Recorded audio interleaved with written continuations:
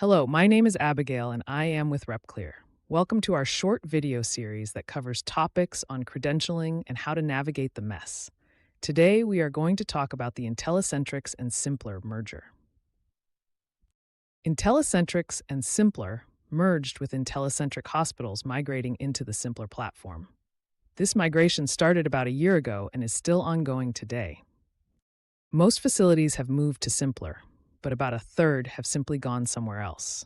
This results in a whole lot of other challenges that we are going to address in a few minutes. For those that went to Symplr, you would think that when the hospitals migrated, they would show up in the rep's account.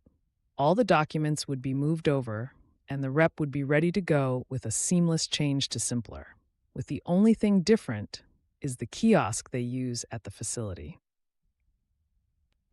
Well, nope. Here are the challenges that reps are facing with this merger.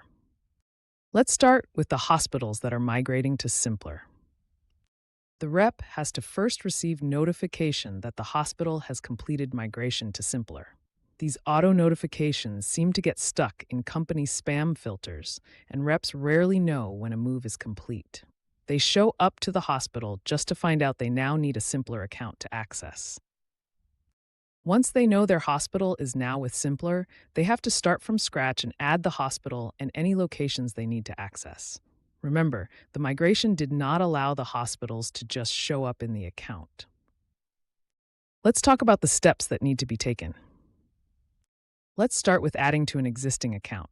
Once the hospital and any additional locations are added to the account, the first step is to complete any requirements specific to that facility and upload them into the portal. This can be additional documents, different training, a change in required vaccines. It can be just about anything. Next, they need to clear all the policies that will be added with the addition of the new locations.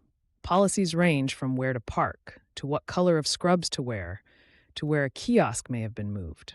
Policies can be anything specific to a hospital location. Once they have added the hospital to the existing account, uploaded any documentation, and cleared all the policies, they are good to go until the next drop of policies for their territory. What about hospitals that go somewhere else, not Symplr? Here are the challenges when a hospital has migrated somewhere else. There are currently about 10 to 12 credentialing groups at any given time. Identifying which credentialing group the hospital went to can be a challenge. There are a couple ways to find which group the hospital moved to. They can call the hospital and see if they can talk to someone who knows about credentialing to find out the new credentialing group. Or they can drive to the hospital and see what the new kiosk is for the reps to sign into. Or they can start logging into any other credentialing group they use and see if by chance the hospital is now showing up in one of those as an option to choose. Once they identify the credentialing group, they now have to either add them to an existing account they have or open a new account if they don't already have the credentialing group as part of their portfolio. So what are the steps for opening a new account? If they don't have an account with the new credentialing company, they need to first register and pay the fee. Next, they need to add the hospital and all additional locations they need to access. Now they will need to upload all their documents for the first time into the new system. These are things like training records, vaccine records, annual TB test, and other items. Next, they need to clear all the policies that will be added with the addition of the new locations. Once that is all done, they are good to go until the next drop of policies for their territory. As you can see, this consolidation has not made anything easier or more accessible. It has made the whole process a mess. This is where RepClear comes in.